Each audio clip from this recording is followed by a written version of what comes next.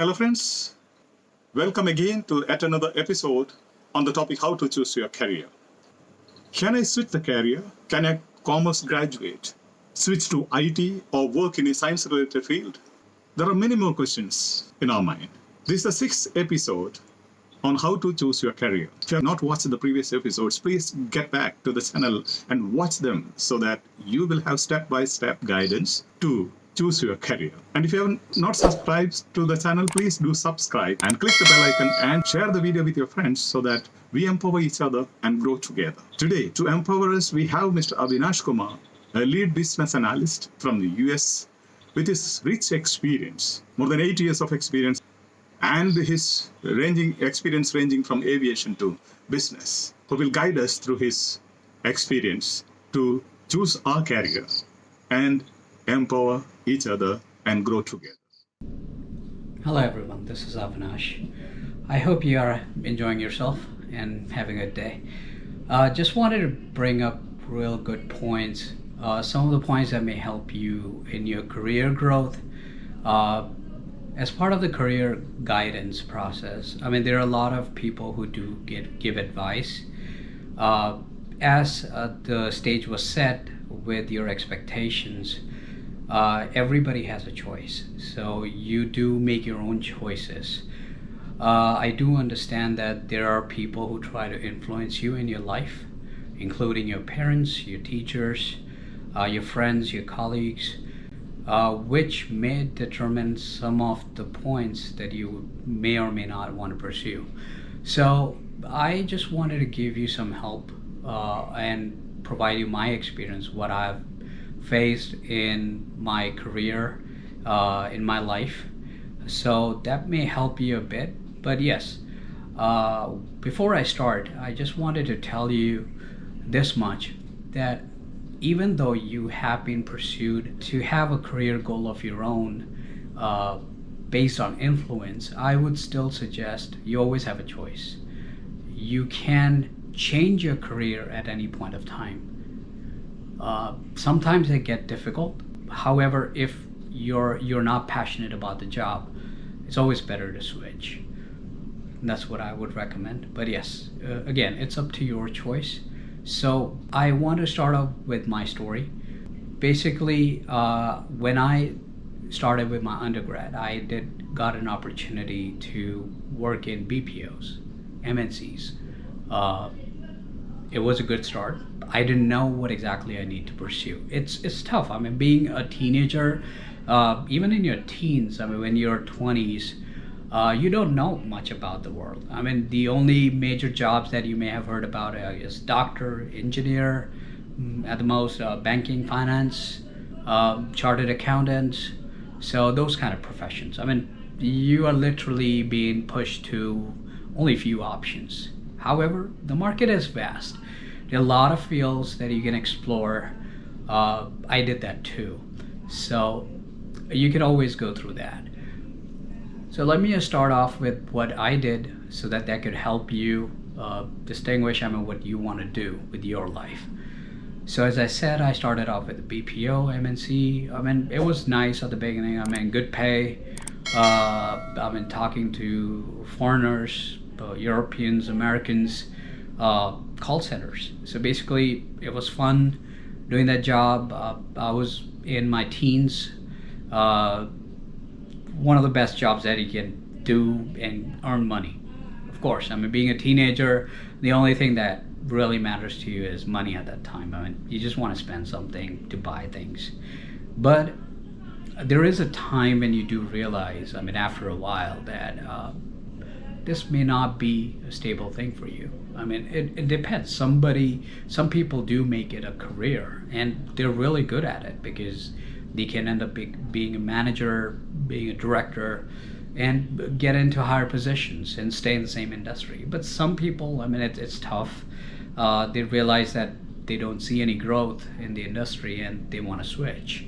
I was one of them because it was a turning point for me when I graduated and I was working with these companies. I realized that this is not what I wanted to pursue as a career. So I decided to switch. Now, the best way to switch was at least try to look for an opportunity that is close to what I do today.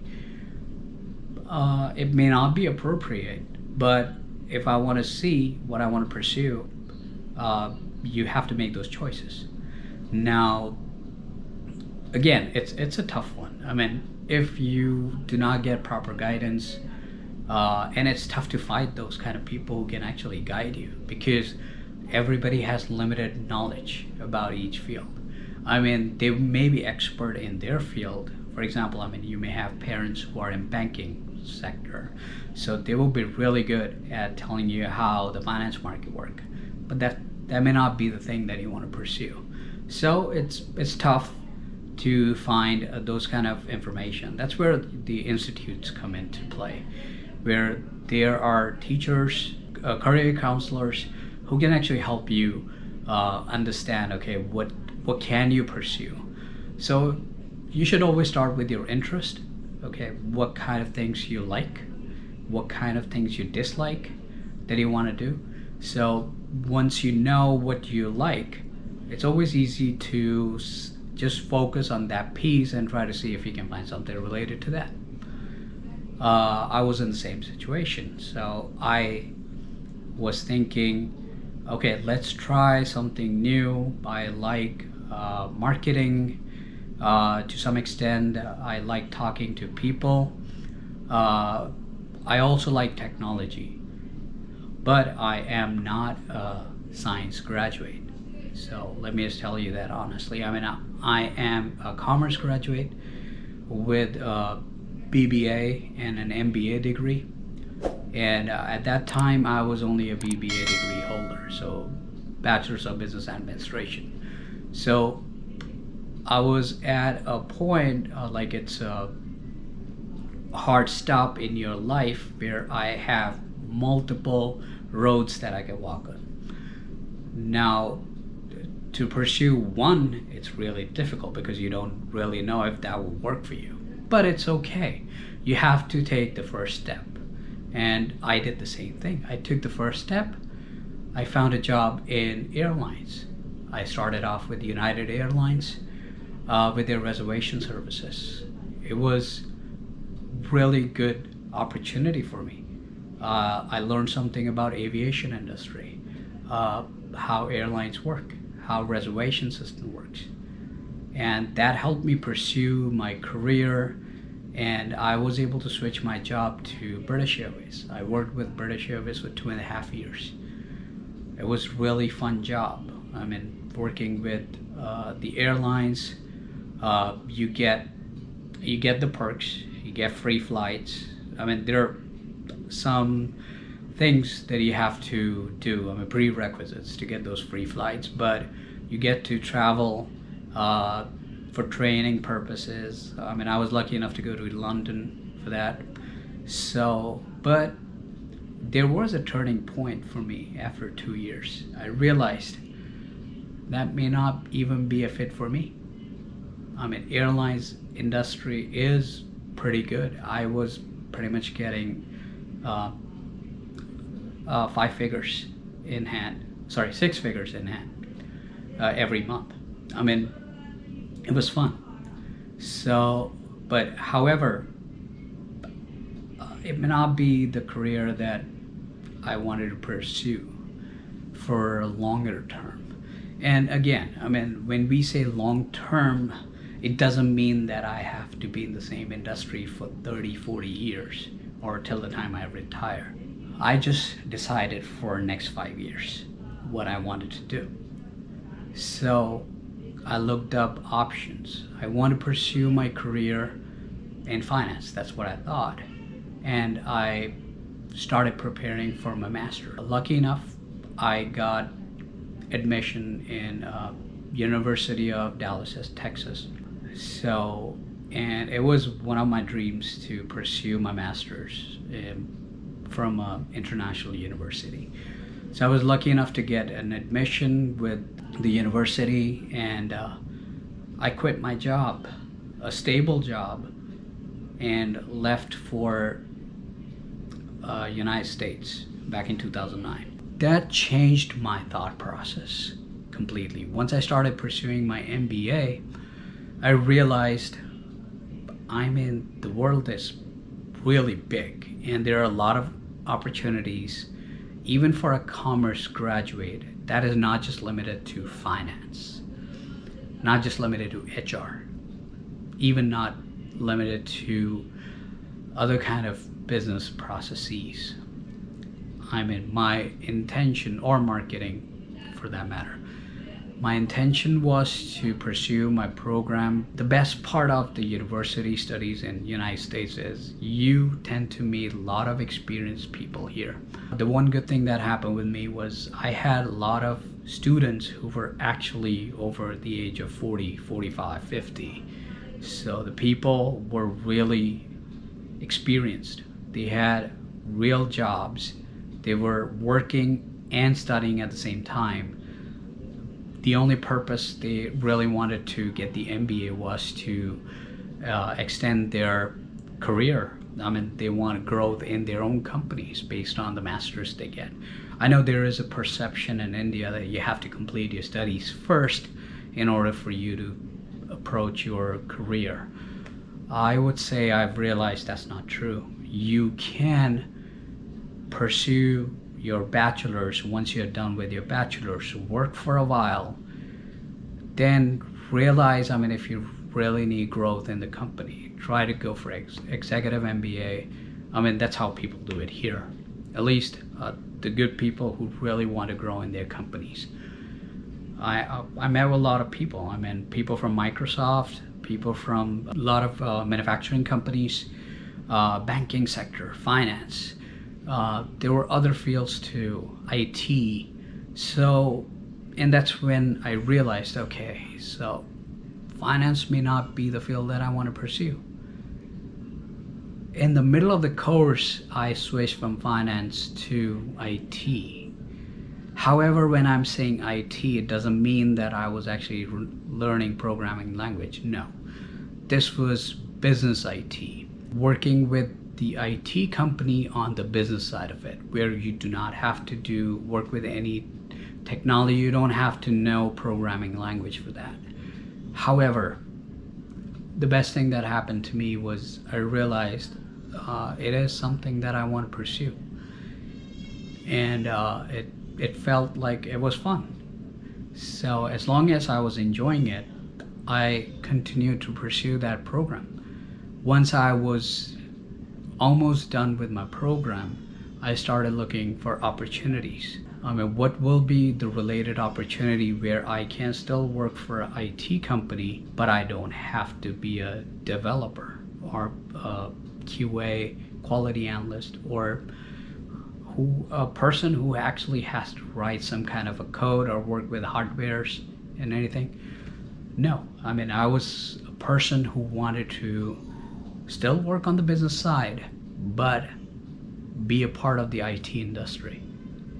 Now remember, I'm not a science graduate. I'm a commerce graduate. But does that really mean that you cannot work in the fields related to science? It's not true. You can still pursue that. There are different ways. There are different specializations that are required in the industry. It's not just limited to IT. Doesn't mean that it's coding only, or it's only applicable for science people. No. The best thing that I realized was I can be a liaison between the customer and the IT folks. When I say a liaison, it means a bridge between these two people. I would just give you a really simple example. The customer, let's say it's a bank. A bank finance person doesn't know how the software works or how to even code a software, because he's a finance person. He wouldn't know how technology works, right? An IT person will not know how finance works, right?